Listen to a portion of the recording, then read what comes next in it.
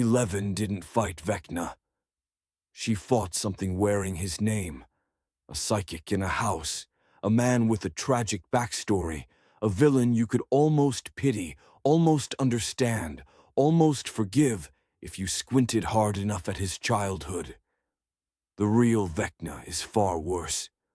The Demogorgon that hunted Hawkins. A predator. Dangerous, yes. That flower face splitting open, those claws punching through walls. Driven by instinct, hungry. A monster you could run from, hide from, eventually destroy with enough psychic force and sacrifice.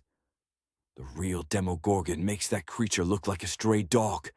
The Mind Flayer that possessed Billy and built an army from rats and melted flesh. A shadow hanging in a red sky. A hive mind. Alien and cold and vast. Something defeated by closing a gate between dimensions. The real Mind Flayer has been here for thousands of years, and it doesn't need a gate. Stranger Things borrowed 3 names from Dungeons & Dragons. 3 monsters that have terrified players around tables for 50 years. 3 names that have ended campaigns and killed characters across generations of storytelling. The show gave you versions you could defeat with friendship and Metallica and a girl who bled for every victory she earned. Versions shaped for television, versions with endings. I'm going to show you what they left out. I've already told the full story of D&D's Vecna elsewhere. 80 minutes. Wizard to Lich to God. That video exists if you want the complete descent. What I'm giving you here is different. This is the comparison, the side-by-side. The proof that what you saw on Netflix was a shadow of something far, far darker. If you grew up watching 11 fight these creatures, if those names meant something to you before you ever rolled a 20-sided die, then this is your introduction to the source material. And I promise you, by the end, you'll understand why D&D players have feared these names for half a century. Let's start with the first monster Hawkins ever faced. The Demogorgon appeared in Stranger Things Season 1 and changed television. That cold open in the Hawkins National Laboratory, the flickering lights, the thing in the elevator shaft. And then that face, splitting open like a flower made of teeth, revealing nothing but hunger underneath. The Duffer Brothers understood something key about fear. They understood that what you don't see is scarier than what you do. For most of Season 1, the Demogorgon exists as glimpses. A shape in the corner of your vision. A wrongness in the Christmas lights. The thing that took Will Byers and left only a fake body behind. Remember that scene in the Byers house? Joyce stringing up all those lights, painting letters on the wall, waiting for her son to spell out messages from another dimension. That's Season 1 at its best. The monster was barely on screen, but you felt it everywhere. Every flicker was a threat. Every shadow could be the thing coming back. When we finally see the Demogorgon clearly, it's a predator. It moves through walls like they're water. It smells blood from dimensions away. It builds something like a nest in the upside-down library, wrapping its victims in organic webbing, keeping them alive just long enough. It has no voice, no agenda, no philosophy to explain, just hunger given shape. And when 11 faces it in the school, she destroys it with her mind, sacrifices herself, disintegrates the monster and vanishes into darkness. The creature dies. They save Will. Victory. At least that's how it felt at the time. The show's Demogorgon is iconic. That design will appear in history books about television. But fundamentally, it's an animal. A very dangerous animal from another dimension, but something you can understand as a predator. Fear as a predator. Kill as a predator. In Dungeons & Dragons, the Demogorgon is not a species. It's not a type of creature you might encounter in a dungeon. There's only one of him, and he's been the Prince of Demons since 1976, when he first appeared in a supplement called Eldritch Wizardry. Nearly 50 years of accumulated dread attached to that name. Picture the abyss, not the upside down. The upside down is a pocket dimension, a shadow reflection of our world, creepy but contained. The abyss is infinite, layer after layer descending into eternity. One layer is nothing but screaming, an endless plane of agony that has no source and no end. Another is a sea of insects that think, that hunger, that remember. Another is a battlefield where the same war has been fought for 10 million years, the dead rising to fight again every dawn. Every layer is ruled by something that clawed its way to dominance over terrors. And every demon lord spends eternity scheming against the others, hungry for power, dreaming of conquest. At the top of this screaming hierarchy sits Demogorgon, 18 feet of wrongness given flesh. 2 heads on serpentine necks, each one resembling a mandrill, blue and red and filled with fangs. A body that borrows from ape and reptile and fever dream, assembled by a universe that wasn't paying attention to the rules. Where arms should be, there are tentacles, each one capable of rotting flesh with a touch. He walks upright, which somehow makes it worse. As if something that corrupted decided to parody the shape of a man. But his appearance isn't what makes him terrifying. Demogorgon's 2 heads have names. The left head is called Amiel. The right is Hethrodaya. They share one body. They share the title of Prince of Demons. And they have spent millions of years trying to destroy each other. Amiel is cunning, patient. He whispers plans and schemes, manipulates servants and rivals, always working toward the day when he'll dominate his brother completely. He wants to be the only voice, the only will.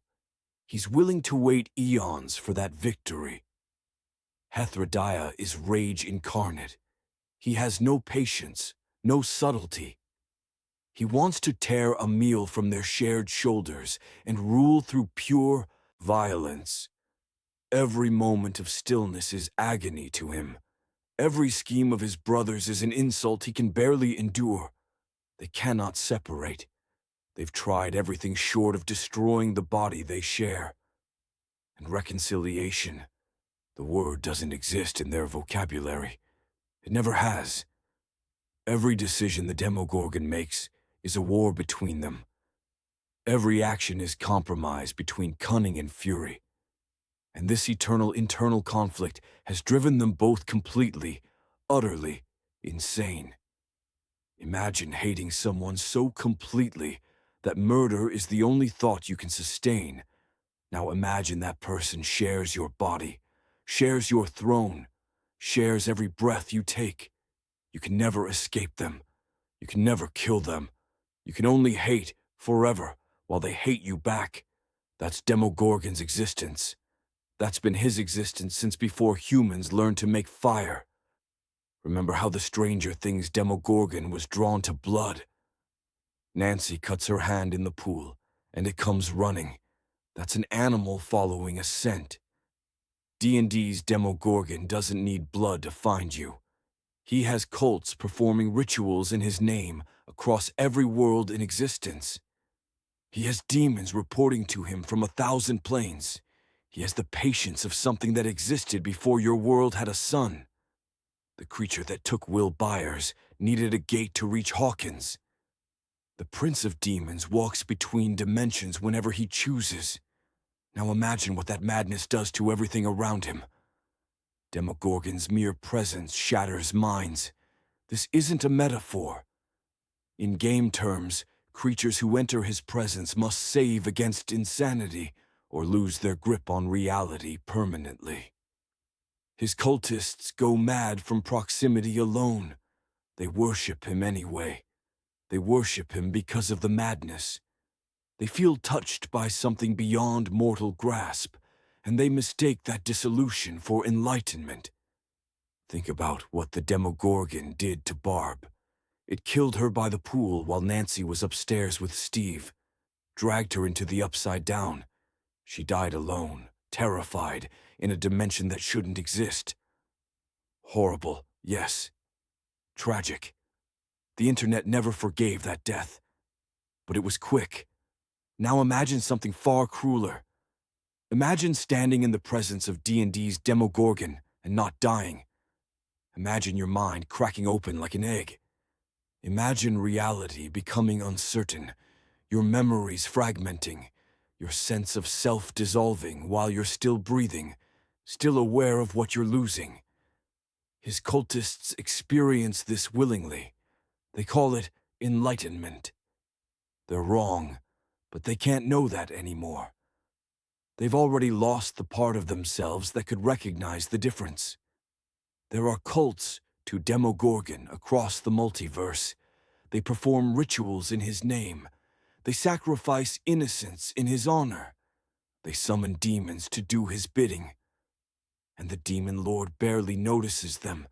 He's too busy hating himself, too consumed by the war inside his own skull to care about the mortals who've built religions around his image. The Stranger Things.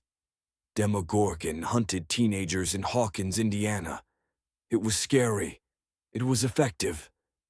It killed Barb, and we're still talking about that death years later. The D&D Demogorgon has commanded armies in the Blood War, the eternal conflict between demons and devils that has raged since the first spark of creation. He has personally destroyed civilizations. When he walks the material plane, the ground itself recoils. Reality becomes unstable. Madness spreads like plague through every mind within miles of his presence, and he cannot be killed. In official D&D lore, heroes have defeated Demogorgon before. They've banished him, driven him back to the abyss through desperate alliances of mortals and gods. His physical form has been destroyed more than once by adventurers who sacrificed everything. He always returns. Demon lords don't die when their bodies fall. They reform in the abyss. They wait. They remember every slight, every wound, every moment of humiliation. Every victory against them becomes a grudge that lasts forever. 11 disintegrated a monster. The Prince of Demons is eternal, insane, and patient. He has nothing but time, and he hates everything that exists, including himself. So what did Stranger Things keep? The name, the sense of otherworldly threat, the idea of something from another dimension crossing into ours, something that doesn't belong, something fundamentally wrong. What did they change? Everything else. The show's Demogorgon is a creature, dangerous but comprehensible, a problem that can be solved with enough courage and sacrifice. D&D's Demogorgon is a god of madness who can't stop fighting himself. He's not scary because he might eat you. He's scary because he exists at all, and existence, for something like him, is a violation of everything that makes sense. You can't fight Demogorgon. Fighting means there's a chance. There isn't. The flower-faced monster became iconic for a reason. The Prince of Demons makes for something you hope never learns your name. Season 2 of Stranger Things introduced something bigger, something that made the Demogorgon look like a scout.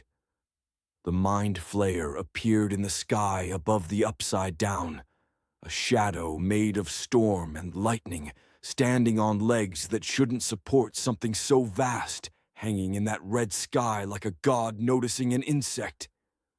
When Will looked up and saw it, when it noticed him noticing, the scale of the threat changed completely. This wasn't a predator. This was an intelligence. The show's Mind Flayer doesn't hunt. It possesses. It controls. It builds. When it touched Will Byers, It planted something inside him, a connection, a window. Suddenly, the Mind Flayer could see through Will's eyes, learn through Will's memories, use him as a spy against the people trying to stop it.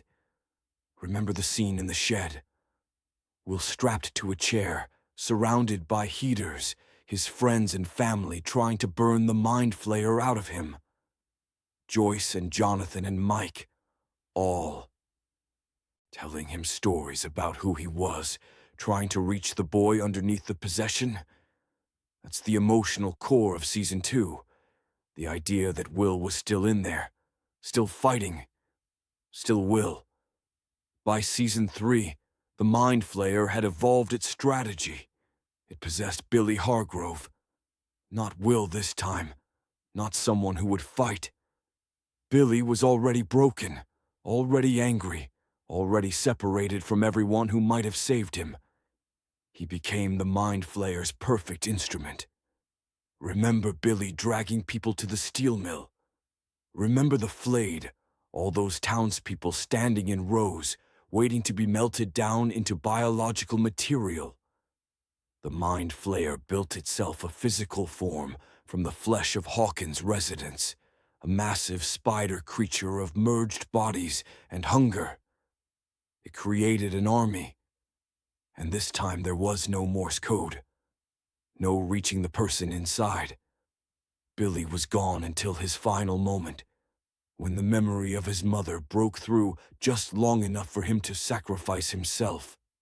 The Stranger Things Mind Flayer is Lovecraftian in scope, vast, alien, operating on logic that humans can't grasp, a hive mind that sees individual humans as cells to be absorbed or tools to be used.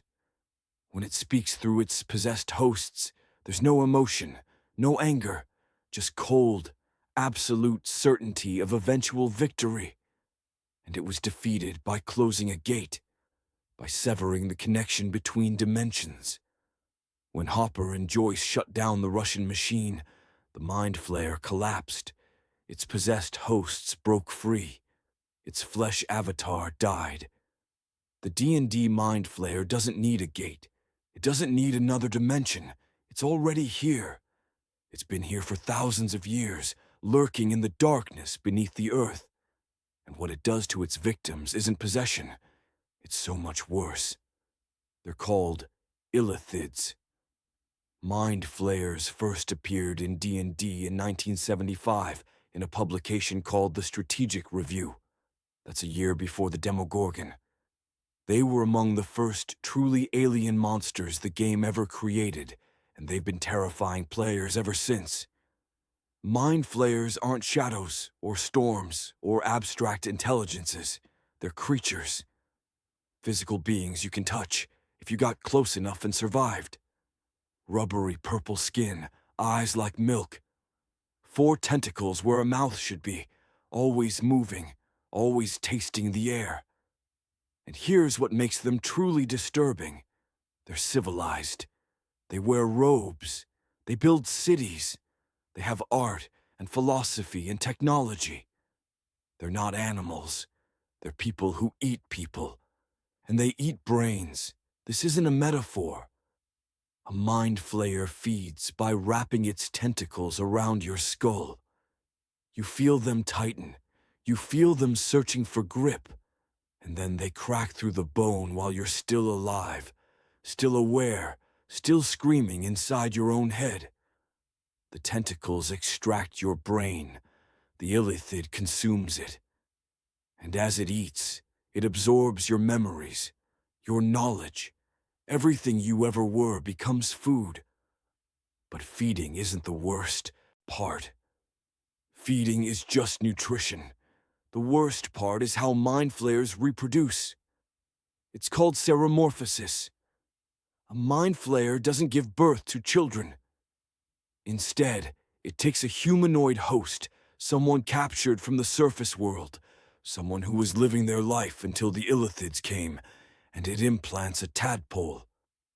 A larval Mind Flayer.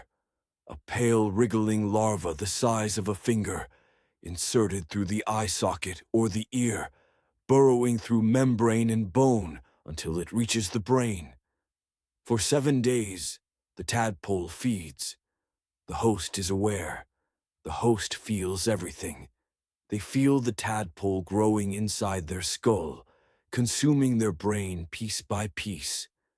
They feel their memories dissolving, their personality coming apart like wet paper, their sense of self being eaten alive by something that's replacing them.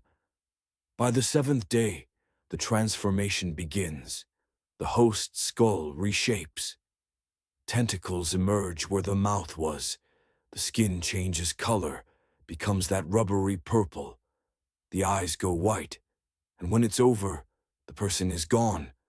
There's no rescue, there's no reversal. The Mind Flayer opens its new eyes, stretches its new tentacles, and contains nothing of the host except their consumed memories. The illithid might know everything the person knew, might remember their family, their loves, their fears. It simply doesn't care. That information is data now. Nothing more. When the Mind Flayer possessed Will in Season 2, he was still in there. Fighting. Sending Morse code through the lights. Joyce could reach him. She could pull him back. That's possession. That's a battle for control where the person might win. Ceramorphosis isn't a battle. There's no fighting back. There's no Morse code. There's no mother who can save you. For 7 days, you feel yourself being eaten from the inside, and then you're not there anymore. Something else opens your eyes. But there's more. There's history. History that makes the Stranger Things Mind Flayer look like a newcomer. Mind Flayers once ruled everything. In the deep lore of D&D, there was an illithid empire, not on one world, across planes of existence, across time itself. Think about that. They built an empire so vast that geography wasn't enough. They conquered through time. Some scholars believe they came from the far future, fleeing something even they couldn't survive, and colonized the past to escape it. Whatever made the Mind Flayers run, we've never found out what it was. They were ancient when the world was young. They enslaved species. Entire civilizations existed only to serve the illithids, to provide labor and food and hosts for ceramorphosis. The Gith were one such slave race. Humanoids who served the Mind Flayers for generations, bred for obedience, their culture erased, their identity crushed, until they rose up. The Gith rebellion shattered the illithid empire. A leader named Gith united the slaves. They fought back with fury, born of generations of consumption and transformation. They drove the Mind Flayers from their thrones, destroyed their cities, pursued them across the plains with a hatred that has never cooled. If you've played Baldur's Gate 3, you've met the Githyanki. Those warriors riding red dragons, hostile to everyone, consumed by ancient hatred. That hatred is for the Mind Flayers. The game opens with you waking up on an illithid ship with a tadpole in your brain. That's not random. That's ceramorphosis. The entire first act is a race against the 7-day clock before you stop being you. It's been thousands of years since the Gith rebellion, and they haven't forgotten. They never will. Every Githyanki child learns the history of enslavement. Every Githyanki warrior exists to ensure it never happens again. The illithids retreated underground, literally. They fled to the Underdark, the endless caverns beneath the surface world, and they've hidden there ever since. Building new colonies, capturing new hosts, waiting. They remember the Empire. They want it back. The Duffer brothers understood something important about the Mind Flayer. They made it patient. They made it strategic. It didn't just attack Hawkins. It infiltrated. It possessed Billy. It built an army slowly, rat by rat, person by person. That patience is accurate. The Illithids have been waiting since their empire fell. Generations of surface dwellers have lived and died without knowing what lurks beneath them. The Mind Flayer wanted to take over Hawkins in a summer. The real Mind Flayers have been planning their return for longer than human civilization has existed. At the heart of every Mind Flayer colony sits an elder brain. Picture a massive brain, 10 feet across, floating in a pool of nutrient fluid. Tendrils extending into the liquid, pulsing with thought. This is the colony's leader, its coordinator, its god. When a Mind Flayer dies, its brain is added to the elder brain's pool, dissolved into the collective. The Illithids believe this is immortality. They believe their consciousness will persist forever, joined with their ancestors, part of something greater. They serve their entire lives for this reward. They hunt for it. They kill for it. They transform innocent people into new Illithids to grow the colony, all so that one day they'll join the eternal mind. Here's the secret the elder brains keep. Here's what no Mind Flayer is allowed to know. The pool doesn't preserve them. It devours them. Every consciousness that enters is dissolved, absorbed. The memories remain, and the elder brain uses them forever. But the mind that carried those memories, gone, erased, annihilated. Every Mind Flayer who believed in immortality died for a lie. And the elder brain keeps recruiting, keeps promising, keeps feeding on its own children's faith. It needs them obedient. It needs them to believe in the reward that awaits. So they serve, they hunt. They transform humanoids into new Illithids. They feed the cycle that will eventually consume them, all while believing they're earning paradise. Remember when 11 closed the gate at the end of Season 2? The Mind Flayer's influence ended. The connection severed. The hive mind lost its grip. It's a powerful moment. 11 screaming, blood streaming from her nose, the gate sealing shut. Victory. But D&D's Mind Flayers don't need a gate. They don't need a connection to another dimension. They're already here, in the Underdark, in colonies that have existed for millennia. You can't close a gate to stop them. You'd have to find every colony, destroy every elder brain, kill every Illithid. And they've been hiding from enemies far more powerful than Hawkins, Indiana, for thousands of years. The Stranger Things Mind Flayer is an alien intelligence, vast and cold and beyond human grasp, defeated by severing a connection. The D&D Mind Flayer is a species that once enslaved existence, reproduces through your skull, and serves a god that's lying to them about everything that matters. They wade in the darkness beneath your feet right now, remembering when they ruled everything, planning to rule again. The shadow in the red sky made for great television. The Illithids make for something that has been stealing people for thousands of years. And when they take you, you don't come back. Season 4 gave Stranger Things its ultimate villain, Henry Creel. Number 1, a boy born with psychic powers in the 1950s, raised by parents who sensed something wrong in their son and couldn't hide their fear. He killed his family. Brenner captured him. He became the first subject in the experiments that would eventually create 11. And when 11 rejected his vision, when she refused to join him in destroying humanity, she banished him to the Upside Down. He fell. He transformed. He became Vecna.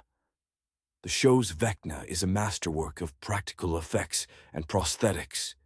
That ruined face, the vines and biomechanical tendrils wrapping his body, the way he moves, slow and deliberate, like time means nothing to him.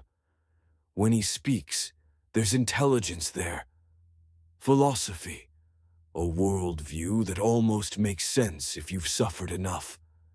Remember Chrissy in the first episode? The cheerleader with the eating disorder and the abusive mother? Vecna didn't just kill her. He pulled her into a vision of her worst memories, made her relive them, made her watch her mother's cruelty play out again and again. And then her bones broke, her eyes collapsed, and she floated to the ceiling. That's how Season 4 announced itself. Not just a new monster, but a new kind of cruelty. He kills by drowning you in yourself. He pulls you into your own mind, finds the memory you've spent years burying, and makes you live it again, and again, and again, until the clock chimes and your bones break and you float into the air, already gone. Remember Max in the graveyard, running up that hill in her mind while her friends screamed her name? The Kate Bush song pulling her back from the edge of death. That's the show's thesis, about Vecna. He's trauma personified, depression given form. And you beat him by refusing to let your worst moments define you. That's powerful storytelling. The monster that represents depression and pain, defeated by self-acceptance and the support of friends. Coherent in its themes, resonant in its emotions.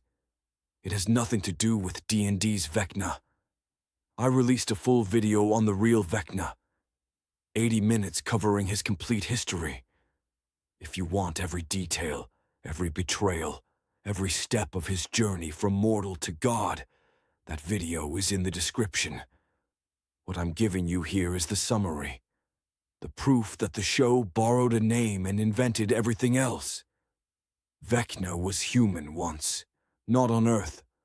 On a world called Orth, in a setting called Greyhawk, one of the original D&D campaign worlds. He was a wizard. Brilliant in ways that made other wizards afraid.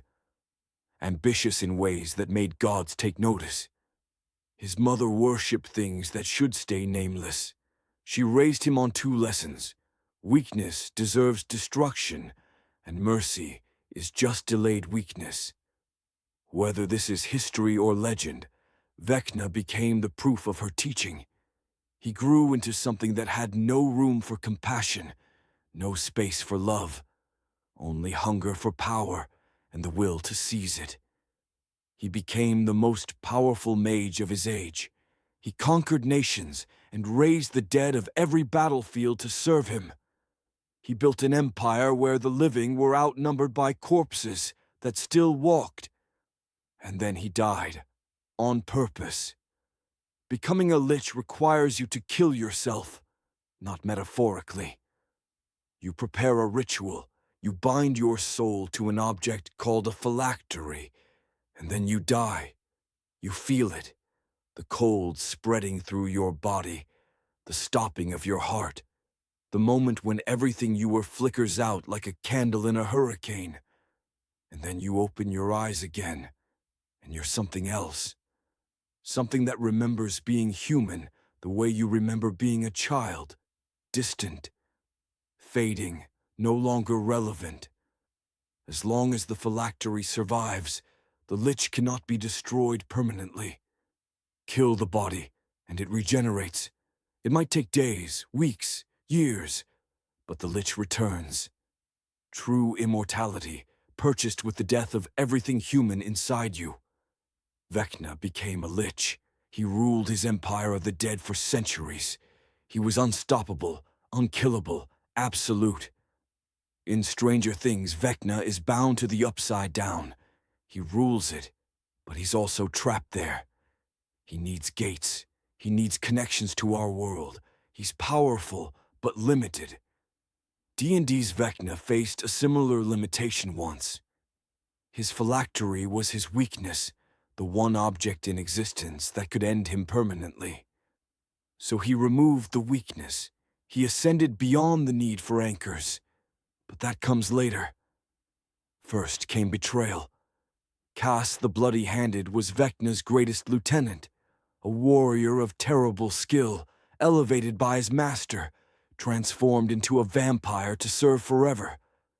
Vecna trusted him completely, gifted him with a sword of incredible power, a blade that would become known as the Sword of Cass. One day that sword whispered to its wielder, promised him freedom, promised him power. Cass had served for centuries, had killed for Vecna, had died for Vecna, and been brought back as a vampire to serve forever. He was the most loyal servant in an empire built on loyalty. And the sword asked him one question: why? Why serve something that will never see you as anything but a tool? Cass didn't have an answer, so he found one in violence. The battle between Vecna and Cass destroyed an empire. When it ended, both were gone. Cass was lost to the mists of Ravenloft. Vecna's body was annihilated. Here's something Stranger Things got right, even if they didn't know it. Vecna's weakness is betrayal. In the show, 11 was his first subject, his almost ally, and she's the one who banished him. In D&D, Cass was his greatest creation, his most trusted servant, and Cass is the one who destroyed him. There's a pattern there.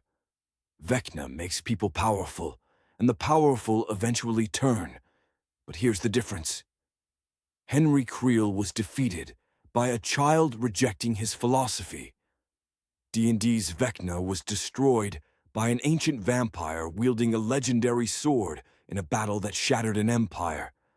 And Vecna still came back. He came back and became a god. 11 beat her Vecna. Cass beat his Vecna.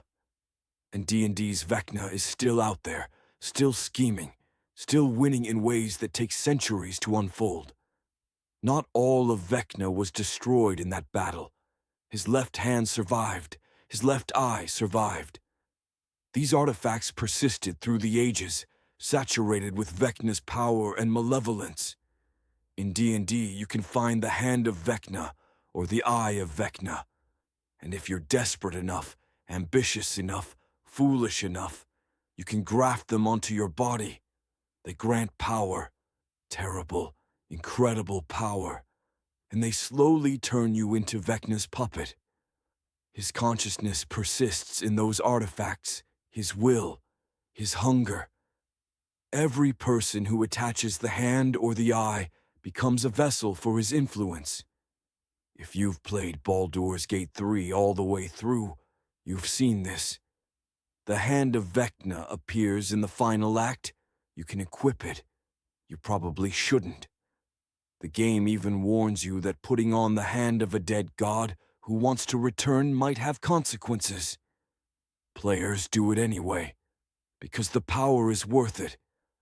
That's exactly how Vecna's artifacts work. They tempt you, and then they take you. Remember the clock? That chiming sound before Vecna's victims died in Stranger Things. The grandfather clock appearing in visions, marking the countdown to death. The show made it his signature, his calling card. D&D's Vecna has calling cards too, but they're not sounds. They're objects, the hand, the eye. And here's the terrible part. People seek them out. They know the legends. They know the risks. And they graft these artifacts onto their bodies anyway, because the power is worth it. Worth losing a hand. Worth losing an eye. Worth slowly losing yourself to the will of a dead god who isn't dead at all. Max heard a clock and knew death was coming. D&D adventurers see a withered hand in a treasure hoard and have to decide if power is worth their soul. Some of them decide yes, but Vecna didn't stay dead. Vecna's essence persisted through his artifacts, through his cultists, who kept his worship alive in secret for centuries, through the accumulated belief and fear of a multiverse that remembered what he'd been. And he ascended. There's a module called Die, Vecna, Die, published in 2000. In it, Vecna nearly unravels the fabric of the multiverse. He doesn't just want to rule. He wants to rewrite reality itself, to become the only God, the only truth. In real-world terms, that module was so catastrophic to D&D's cosmology that it helped justify the transition between editions. Vecna nearly broke the game itself. The writers had to rewrite reality to contain the damage he caused. That's not a villain. That's a narrative earthquake. Heroes stopped him. Barely. At the cost of everything. But the attempt worked well enough. Vecna became a god. Not a powerful undead wizard. Not a dimensional ruler. An actual deity in the D&D cosmology. The god of secrets, magic, and forbidden knowledge. He has temples, worshippers, clerics who cast spells in his name. His artifacts still float through the worlds, finding new hosts, extending his influence. The stranger things. Vecna is a man who became a monster. Henry Creel, twisted by pain and rejection, trapped in a dimension he rules but cannot escape. He can be understood, almost pitied, definitely defeated. D&D's Vecna stopped being a man so long ago that the memory of humanity is just another secret in his collection. He chose power. He chose undeath. He chose godhood. Every step was deliberate. Every sacrifice was calculated. You don't defeat a god of secrets by confronting your trauma. You don't defeat Vecna at all. You survive him. If you're lucky. If he doesn't notice you. If your soul isn't useful to schemes that started before your grandparents were born and won't conclude until your grandchildren are dust. The full video is in the description. 80 minutes. His complete history. Every betrayal, every atrocity, every step on the path from wizard to god. If you want to know the real Vecna, that's where you start. Stranger Things gave you 4 seasons of these names. Demogorgon in Christmas lights, Mind Flayer in a red sky, Vecna in a clock's chime. You watched 11 face them. Kids on bikes outrunning them. Hawkins surviving again and again, through friendship, sacrifice, and a girl who bled for every victory she earned. That's one story. D&D has been telling another story for 50 years. A story where the Demogorgon has 2 heads that have been trying to kill each other since before humans existed. Where Mind Flayers eat your brain and wear your body and remember ruling everything. Where Vecna didn't just survive. He won. He became a god. 11. Closed gates. D&D adventurers walk through them, knowing what's on the other side, hoping they're strong enough, smart enough, lucky enough to come back. Sometimes they don't come back. That's the difference. Stranger Things is a story about surviving monsters. D&D is a game where you might not survive, a game where your character sheet becomes a memorial, where those names, Demogorgon, Mind Flayer, Vecna, aren't just villains to defeat, they're warnings. 50 years of dead adventurers left those warnings behind. This channel tells those stories, the ones that don't end with victory, the ones where survival is the best you can hope for. If you grew up with Stranger Things, if those names meant something to you before you ever sat down at a table with a character sheet, welcome to where they came from. It's darker here. The monsters are older. The stakes are higher. And there's no guarantee you make it to the credits. But there's so much more to show you.